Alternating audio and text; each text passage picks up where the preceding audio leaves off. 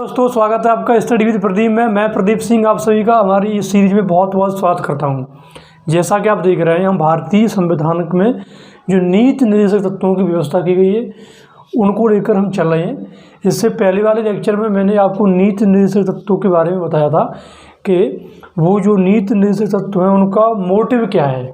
राज्य जो है व्यक्ति को या हम दूसरे संदर्भ में कहें कि जो है संविधान जो है क्या क्या फंडामेंटल जो है तत्व प्रदान करता है राज्य को, है ना, निर्देश देता है राज्य को कि राज्य को जो है क्या क्या करना चाहिए, ठीक है ना। तो उसी संदर्भ में हमने जो है अनुच्छेद 45 तक देखा था। मैंने आपको बताया था कि अनुच्छेद 36 से लेकर 51 तक भारतीय संविधान के भाग 4 में अनुच्छेद 36 से लेकर 51 तक नीति निर्देशक तत्वों का वर्णन किया गया है। तो 36 से 45 तक के अनुच्छेद हमने कवर किए थे कि उनमें क्या क्या व्यवस्था की गई है और उन जो तत्व दिए गए हैं उनका बेसिकली मोटिव क्या है, उनकी जो है प्रकृति क्या है ना, वो जो है क्या चाहते हैं राज्य से, ठीक है ना। वो हमने सारी की सारी व्यवस्था देखी थी और एकदम एक्सप्लेन मैंने आपको बताया था। तो इससे पहले वाले लेक्चर को आप जरूर सुने, नोट्स बनाएं और नोट्स को रिवीजन करते जाएं, क्योंकि आप ये मान के चलिए कि नीति निर्देशक जो तत्व हैं भारतीय संविधान में, जो नीति निर्देशक तत्वों की जो व्यवस्था की गई है वो एग्जाम पॉइंट ऑफ व्यू से बहुत महत्वपूर्ण है। डायरेक्ट प्रश्न पूछा जाता है और अनुच्छेद वाइज प्रश्न पूछा जाता है। इसमें जो क्या क्या दिया गया है एक एक प्रश्न पूछा जाता है कि बताइए साहब जो है अंतर्राष्ट्रीय शांति और सुरक्षा को प्रोत्साहन देने की बात किस अनुच्छेद में और किस में कही गई है। तो हमें अगर याद है, रिवीजन मारा है हमने, तो हम तुरंत बता सकते हैं, है ना। तो एग्ज़ाम पॉइंट ऑफ व्यू के हिसाब से बहुत महत्वपूर्ण है, इसलिए आप रिवीजन मारिए, नोट्स बनाइए, है ना, वो सारी की सारी व्यवस्था कीजिए। और मैं आपको पहले भी बता चुका हूँ कि मैं जो ना एकदम बिल्कुल एक्सप्लेन बताऊंगा, आपको समझा कर बताऊंगा, व्यवहारिक स्तर पर बताऊंगा कि आखिर जो है नीति निर्देशक तत्व जो है हमें सरकार की नीतियों में कहाँ दिख रहे हैं, ठीक है ना। तो आइए, और एक चीज़ और मैं बताना चाहूँगा कि नीति निर्देशक तत्वों में कितने संशोधन किए गए वो भी हम देखेंगे। तो देखो 45 तक हम कवर कर चुके हैं। 46 में देखते हैं कि 46 क्या कहता है। भारतीय संविधान का अनुच्छेद जो है 46 क्या कहता है। तो यहाँ देखिए अनुच्छेद 46 क्या कहता है। अनुसूचित जाति, अनुसूचित जनजाति, SC ST, है ना, कमजोर वर्गों का शैक्षणिक कह सकते हैं हम, शिक्षा के क्षेत्र में शैक्षणिक तथा आर्थिक हितों को बढ़ावा देना।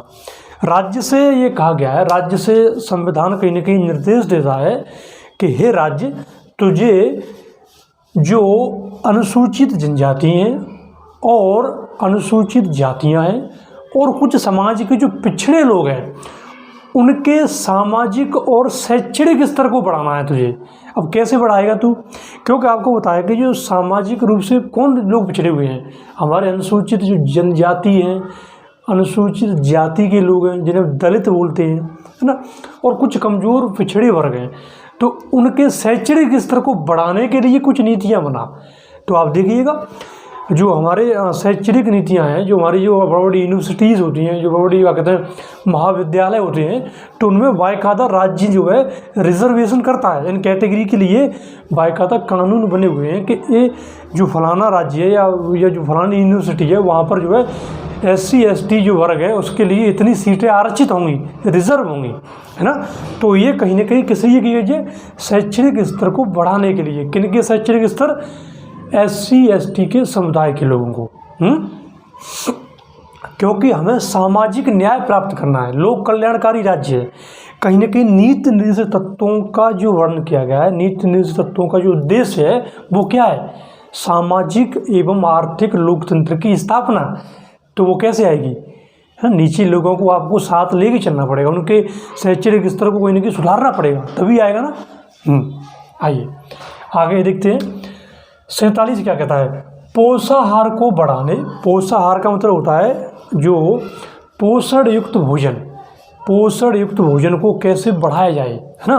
तो उसके लिए और जीवन स्तर सुधारने तथा जन स्वास्थ्य की स्थिति बेहतर करने संबंधी सरकार का कर्तव्य। देखो, इसमें सरकार का एक कर्तव्य बताया गया है। क्या कर्तव्य बताया गया है कि सरकार को जो है लोगों के स्वास्थ्य से रिलेटेड बातों का ध्यान रखना पड़ेगा। स्वास्थ्य से रिलेटेड कैसी बातें, जो स्वास्थ्य को जो भी चीज़ें हानिकारक होती हैं स्वास्थ्य के लिए, उन पर प्रतिबंध लगाना पड़ेगा, और जिनसे स्वास्थ्य जो बेहतर हो ऐसी जो है नीतियाँ लागू करनी पड़ेंगी। फॉर एग्जांपल देखिए, हमारे स्वास्थ्य को लिए हानिकारक क्या क्या चीज़ होती हैं, जैसे कुछ नशीले पदार्थ होते हैं, है ना, चरस हो गया, गांजा हो गया, है ना। हमारे गांव में बहुत सारे लोग सुत्ता मारते हैं गांजे का, गांजा पी रहे साहब ऐसे ऐसे। मैं सोचता हूँ यार ये गांजा पीते हैं, और देखता हूँ क्यों पीते हैं लोग। और कुछ लोग तो ऐसे आदी हो जाते हैं, मैं आपको बताऊँ कि गांजा पीने के लिए अपना ऐसे ऐसे लोग देखे मैंने, व्यवसायिक लोग, वकील हैं, वो एडवोकेट हैं, कुछ ऐसे लोग हैं जो अच्छे अच्छे काम कर रहे हैं, लेकिन गांजे की उन्हें इतनी लत लगी हुई है गांजे की कि वो रोज़ाना पर डे एक ठिया ठौर पर जाते हैं गांजा पीने के लिए। मैं सोचता हूँ यार ये लोग इतने पढ़े लिखे होकर फिर भी गांजे पीते हैं, है ना। तो गांजा क्या है, गांजा कहीं कि हमारे स्वास्थ्य को खराब करेगा ना। आपको सोच के देखिए, सुत्ता मार रहे हैं ना, फेफड़े सारे सब खराब हो जाते हैं। तो कहीं ना कहीं गांजे पर प्रतिबंध लगाया गया है। अफीम हो गया, चरस हो गया, कोकीन हो गया, इन सारे की सारे जो हमारे शरीर को कहीं ना कहीं अस्वस्थ करते हैं, ऐसे पदार्थों पर प्रतिबंध लगाया गया बाकायदा। और उसी के साथ पोषाहार को बढ़ाने के लिए भैया, पोषाहार कैसे, बढ़िया जो है राशन दो। अब देख लीजिए सरकार जो है बहुत सारे काम कर रही है। सरकार का काम कर रही है, आपको फ्री में राशन दिया जाएगा। राशन में आपको पोषण युक्त भोजन दिया जाएगा, उसमें मोटा अनाज होगा, चना होगा, दालें होंगी, है ना। सरकार देती है, क्यों देती है, हमारा पोषण स्तर ऊपर हो, बेहतर हो, जिससे कि हमारा जो शरीर है वो हष्ट पुष्ट रहे। और जब हष्ट पुष्ट शरीर रहेगा तो हम ज़्यादा काम करेंगे, है ना, मजबूत तरीके से काम करेंगे, हमारी जो प्रोडक्टिविटी वो बढ़ जाएगी। और जब प्रोडक्टिविटी बढ़ जाएगी किसी भी देश की, तो वो राष्ट्र कितनी ऊंचाइयों पर पहुँचेगा, सोच के देखिए। और कई देश में बीमार हों, बीमारुआ लोग हों, तो कुछ सोचो यार, भाई को देखे तो जैसे हमारे परिवार में आप देखिए, अपने घर परिवार में देखिए, कोई लोग बीमार हो जाते हैं तो भाई कैसे रखा था, कुल्लू कुल्लू कराओ, जाओ खांस रहा हो, है ना, भाई कोई देखे तो ना देखे तो इसलिए अगर हमारा शरीर स्वस्थ है, हम काम करने के लिए अच्छे हैं, काम करने लायक हैं, तो हमें हर कोई हमें सम्मान करता है। तो जो लोग हैं वो कैसे स्वस्थ रहें, उसके लिए भी कहीं ना कहीं प्रावधान किया गया है कि राज्य ऐसी ऐसी चीज़ें करे जाते कि लोग स्वस्थ रहें। जो स्वास्थ्य की स्थिति बेहतर करने के लिए आप जो है कुछ हॉस्पिटल्स खोलिए, सार्वजनिक सामुदायिक केंद्र खोलिए, कुछ योजनाएं लेके आई, आयुष्मान भारत योजना हो गई, जिससे कि लोग जो है लोगों का हेल्थ अच्छा रहे। तो काम कीजिए, और करते हैं काम, राज्य कर रहा है, देखिए, है ना। अलग अलग राज्य सरकारें अलग अलग स्थिति में अपनी अपनी योजनाएं चला रही हैं। तो क्यों चला रही हैं वो, जिससे कि लोगों का जीवन स्तर बेहतर हो, जीवन स्तर, है ना। जीवन स्तर बेहतर करने के लिए और भी बहुत सारी चीज़ें होती हैं साहब। महिलाओं को सिलेंडर दीजिए, है ना, गैस। महिलाएं जो है, आप देखिए जो उज्ज्वला योजना चलाई गई, वो क्यों चलाई गई, जिससे कि महिलाओं का जीवन स्तर बेहतर हो। पीछे धुआं में जो फूक रही थी आज, और धुआं उनके नाक में घुस रहा हुआ, कितनी दिक्कत होती है, कुछ सोच के देखिए यार, है। तो जीवन स्तर कैसे बेहतर हो, शौचालय की व्यवस्था की गई राज्य ने, क्यों की गई, जिससे जीवन स्तर बेहतर हो। तो ये सारी की सारी चीज़ें राज्य कर रहा है, ठीक है। सुनिए, लेक्चर को सुनिए, एक्सप्लेन मैं किस तरीके से कर रहा हूँ, ध्यान से सुनिए, बहुत महत्वपूर्ण है, क्योंकि हमें जीवन जीना है, राज्य में लोकतांत्रिक भारत में जीना है। तो ये सारी की सारी चीज़ें प्रैक्टिकल फॉर्म में आनी चाहिए। हम पे एग्जाम होते रहते हैं यार, एग्जाम कोई जीवन का हिस्सा थोड़ा ही है, समझो बात को। आइए 48 देखते हैं, कृषि एवं पशुपालन का संगठन। देखो, हमारी जो भारत की जो एक बहुत बड़ी जनसंख्या है वो कृषि पर आधारित है, कृषि प्रधान हमारा राष्ट्र है ना। तो अब सीधी सी बात है, ज़्यादातर लोग कृषि पर लगे हुए हैं, और ज़्यादातर लोगों का जो रोजगार है वो कृषि से आता है। तो सरकार से कहा गया है कि आप जो है कृषि एवं पशुपालन से संबंधित कुछ जो है प्रावधान करें, उन्हें बढ़ाने के लिए प्रावधान करें। क्या करें भैया, कृषि को बढ़ाने के लिए आप कुछ प्रोत्साहन दें, सब्सिडी सरकार देती है, देखिए आप कैसे जो है किसानों का जीवन स्तर बेहतर हो, कृषि क्षेत्र जो है कैसे ऊंचाइयों पर पहुंचे। आप नए नए नवाचार कीजिए, है ना, बीज लेके आइए, अच्छे अच्छे खाद दीजिए। अभी देखिए, अभी सरकार ने एक खाद सब्सिडी लागू की है, क्यों की है, क्योंकि जो है कहीं ना कहीं किसानों को एक उचित मूल्य पर खाद मिल सके, सस्ते दामों पर खाद मिल सके। तो खाद मिले, तो काफ़ी सब्सिडी दे दी सरकार, है ना। तो ये सारी की सारी बातें समझिए। पशुपालन का संगठन, पशुपालन को बढ़ाने के लिए जो खुरपका, जो मुँह पका जो रोग होता है पशुओं के लिए, उसको कैसे ख़त्म किया जाए, सरकार बहुत काम कर रही है। पोलियो हो गया, कई सारी बीमारी होती हैं पशुओं से रिलेटेड, केंद्र सरकार काफ़ी खर्च कर रही है जिससे कि पशु हमारे अच्छे हो, पशुपालन उद्योग काफ़ी जो है बढ़े। और जो कृषि बढ़ेगी, पशुपालन बढ़ेगा, तो हमारी इकोनॉमी अपने आप ग्रोथ कर जाएगी, राष्ट्र अपने आप ऊंचाइयों पर छुएगा, है ना। तो ये सारे के सारे काम करती है। 49 देखते हैं, स्मारकों तथा राष्ट्रीय महत्व के स्थानों एवं वस्तुओं का संरक्षण बहुत महत्वपूर्ण होता है। किसी भी राष्ट्र की ये जान होती है, संस्कृति होती है हमारी। जैसे हम कहते हैं ना कि हम जो है हजारों सालों की हमारी संस्कृति है, हमारे जो पुरखा हैं वो हजारों साल से यहाँ रह रहे हैं, भारत माँ के चरणों में हजारों साल से रह रहे हैं। कैसे कहेंगे हम, कैसे, क्या सबूत है हमारा कि हम रह रहे हैं? हम तुरंत कह देते हैं, देखो वो लाल किला है ना, वो हमने बनवाया था, ताजमहल देखो, ये सारे सबूत है ना। सांची का स्तूप हो गया, नालंदा विश्वविद्यालय हो गया, ये जो जितने सारे जो बड़े बड़े मंदिर हो गए, हमारे द्वारकाधीश हो गया, वहाँ जगन्नाथपुरी वाला मंदिर हो गया, रामेश्वरम में कुछ जो मंदिर हो गए, है ना, जो राष्ट्रीय महत्व के स्मारक हैं, उन्हें संरक्षण दो भाई। क्यों संरक्षण दें? जिससे कि हमारी जो संस्कृति है वो जीवित रह सके, है ना, पर्यटन को बढ़ावा मिल सके। तो उसको ध्यान में रखते हुए 49 में स्पष्ट राज्य को निर्देश दिया गया है, राज्य से कहा गया है कि तुझे ऐसी नीतियाँ बनानी चाहिए जिससे कि स्मारक तथा राष्ट्रीय महत्व के जो स्थान है उनका संरक्षण किया जा सके, वो कहीं ना कहीं डैमेज न हो जाएं, है ना। तो बिल्कुल फतेहपुर सीकरी हो गया, है ना, ताजमहल देखिए, दीदारों का दीदार करने के लिए आते हैं प्रेमी जोड़े युगल। तो अगर सोच के देखिए हमारी जो पहचान है विदेशों में किस आधार पर होती है, हमारी संस्कृति के आधार पर होती है। हम कहते हैं ना कि फलाना जगह जो है उसलिए प्रसिद्ध है, तो हमारा देश की जो पहचान है वो इसी से ही है। ताजमहल से हमारी पहचान है, हमारे लाल किले से हमारी पहचान है, जामा मस्जिद से हमारी पहचान है, इंडिया गेट से हमारी पहचान है। तो इन सारे के सारे जो जिनसे हमारी पहचान है, उन पहचान को कहीं ना कहीं हमें संरक्षित करना पड़ेगा, है ना। तो वो चीज़ है। 50 क्या कहता है, न्यायपालिका का कार्यपालिका से अलगाव। न्यायपालिका होगी हमारी, एक कार्यपालिका होती है ना सरकार, और न्यायपालिका, उनसे दोनों का अलगाव कैसे हो, अलगाव करने की व्यवस्था की कैसे। जब वो आगे देखेंगे कि शक्ति पृथक्करण का सिद्धांत अपनाया गया है हमारे यहाँ पर, कार्यपालिका के अपने अलग अधिकार होती है, न्यायपालिका के अपने अलग अधिकार होते हैं, वो हम देखेंगे, ठीक है। आइए 51 क्या कहता है, अंतर्राष्ट्रीय शांति एवं सुरक्षा को प्रोत्साहन देना। क्या बात है यार, है ना, ये भारतीय कह सकता है, ये हम लोग ही कह सकते हैं। एक अंतर्राष्ट्रीय शांति यानी कि सब जियो और जीने दें, ये सिद्धांत हमारा सदियों पुराना है। हमने महात्मा बुद्ध दिए, बुद्ध जो कि अहिंसा एवं शांति का पाठ पढ़ाते हैं, ये हम ही दे सकते हैं। ये हमारी माँ की ही विशेषता है कि वो ऐसे पुत्रों को जन्म दे सकती है। भारत माँ की ही विशेषता है जो कि कहे कि अंतर्राष्ट्रीय शांति एवं सुरक्षा को प्रोत्साहन देना है हमें।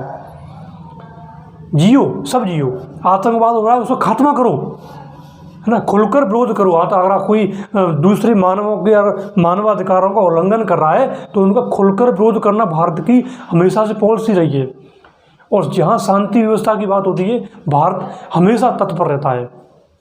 अब देखिए हमने कई जो है फोर्सेस भेजी हैं शांति व्यवस्था स्थापित करने के लिए। यूएनओ का हमने, यूएनओ हो गया, सुरक्षा परिषद हो गया, हम हमेशा उन सभी का साथ खड़े हैं कभी भी, है ना। तो हमेशा जो भारत है वो अंतर्राष्ट्रीय शांति और सुरक्षा की बात करता है, प्रोत्साहन देता है वो, है ना। पड़ोसी देश देखिए कितने नाक में दम करके फेंक दिए उन लोगों ने हमारे में, चाइना हो गया, इधर पाकिस्तान हो गया। लेकिन हम कभी भी नहीं कहते, हम कभी भी किसी को परेशान नहीं करते। हम कहते हैं भैया तू अपने हिसाब से जीव, तू अपने आत्मसम्मान के हिसाब से जीव, हमें जीने दे। लेकिन अगर ध्यान रखिए, अगर तेने हमारे आत्मसम्मान और हमारे गौरव पर नए कोई क्षति पहुँचाई ना, मुँह फोड़े तो देंगे, तो है ना, ध्यान रखना, छोड़ेंगे नहीं बिल्कुल, बहुत बुरी तरह मारेंगे, बुरी तरह धो के मारेंगे। लेकिन कब, जब तू हाँ आत्मसम्मान हो जाए ठेस पहुँचावे को, तब वैसे जीव तू को दिक्कत ना, खुल के जीव, अपने पूरा विश्वास और एकदम पूरी स्वाभिमान के साथ जीव, कोई कुछ नहीं कहेगा। लेकिन अगर तेने हमारे देश के प्रति ने को आँख उठा के देखी, हमारी सीमा बाउंड्री पर ने को आए के तू बिल्कुल आएगो, है ना, तो खैर नहीं थी, खाल उतार लेंगे। तो हम जो है कड़क भी रुको अपनाते हैं और नरमी का भी रुको अपनाते हैं, ठीक है ना। तो ये कही गई अंतर्राष्ट्रीय शांति सुरक्षा को समझना, ठीक है। अब आइए, ये हो गया अनुच्छेद 51 तक, ठीक है। अब देखो, जैसा कि मैंने आपसे कहा था कि कुछ संविधान संशोधन भी किए गए, नीति निर्देशक तत्वों में धीरे धीरे जो है समय के अनुसार कुछ संशोधन भी किए गए।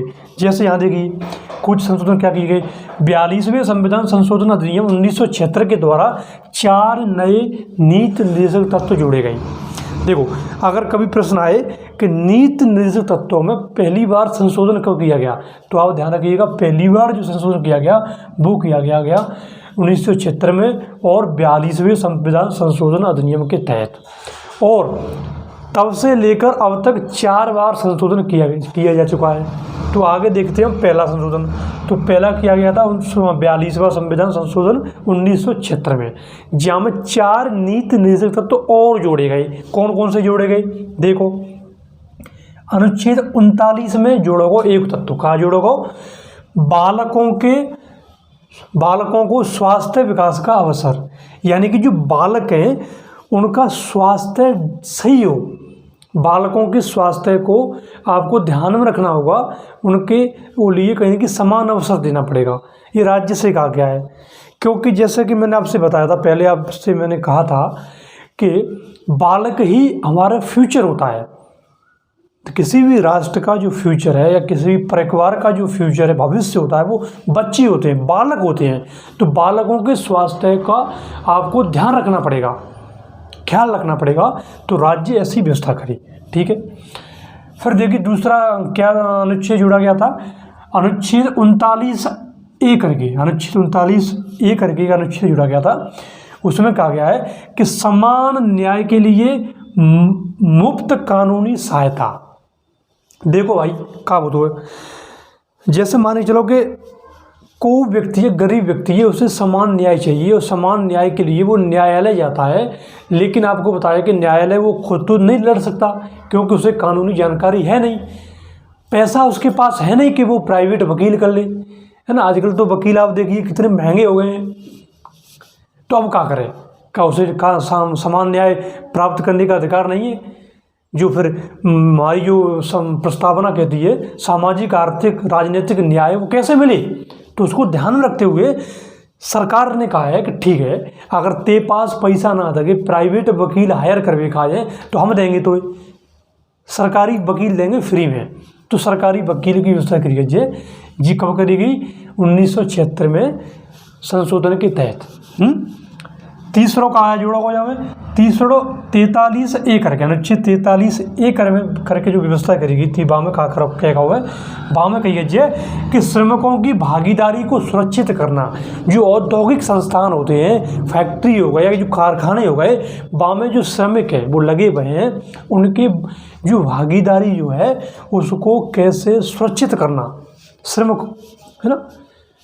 आप देखिए श्रमिकों से पहले कितना काम लिया जाता था, 12-12, 14-14 घंटे काम करवा रहे हैं साहब आप, है ना। उन्हें जो तनख्वाह ढंग से नहीं दे रहे, खाने पीने ढंग से नहीं दे रहे हैं। तो कहीं ना कहीं कहा कीजिए कि आपको जो है कहीं ना कहीं उनकी जो भागीदारी है श्रमिकों की, उसको सुरक्षित करना पड़ेगा। अनुच्छेद 48A, है ना, अनुच्छेद 48A जोड़ा गया। उसमें क्या कहा गया है, पर्यावरण संरक्षण, बहुत महत्वपूर्ण है। पर्यावरण संरक्षण, राज्य से कहा गया है कि तुझे पर्यावरण संरक्षण के लिए कानून बनाना पड़ेगा, नीतियां लागू करनी पड़ेंगी।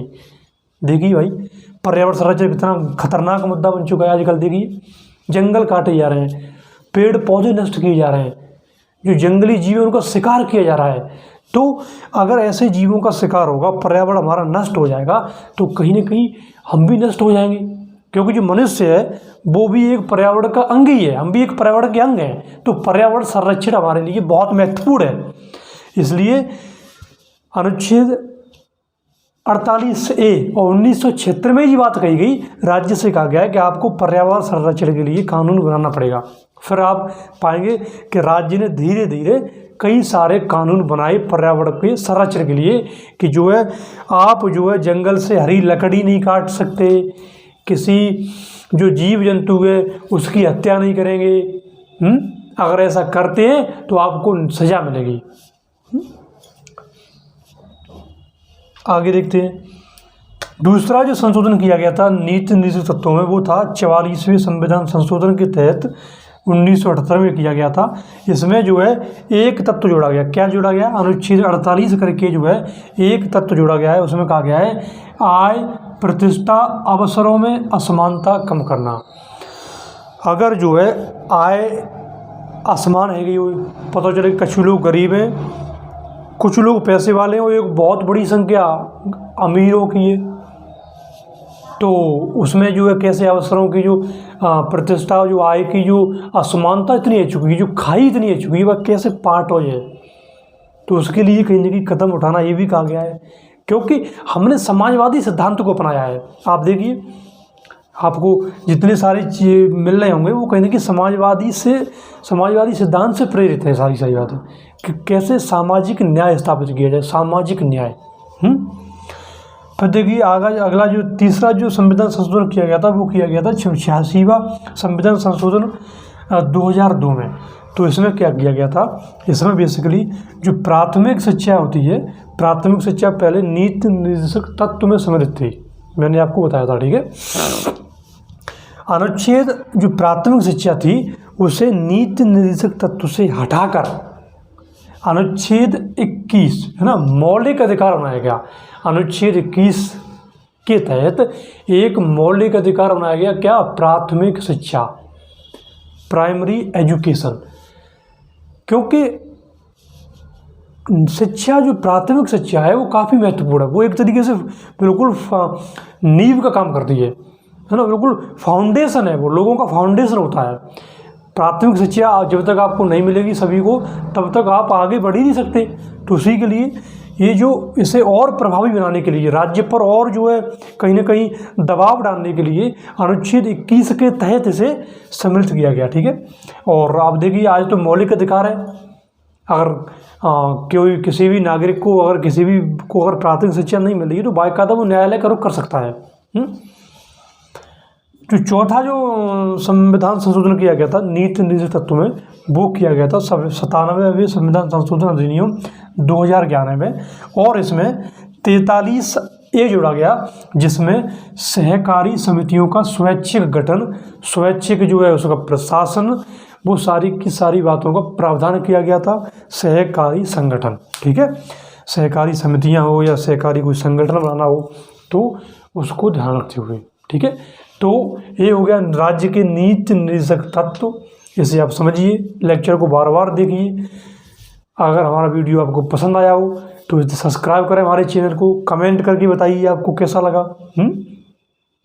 और शेयर भी कीजिए। तो इसी प्रकार आप देख लीजिए, और इससे मिलते हैं हम आगे वाले लेक्चर में। तो इसी के साथ आपका बहुत बहुत धन्यवाद। Thank you very much.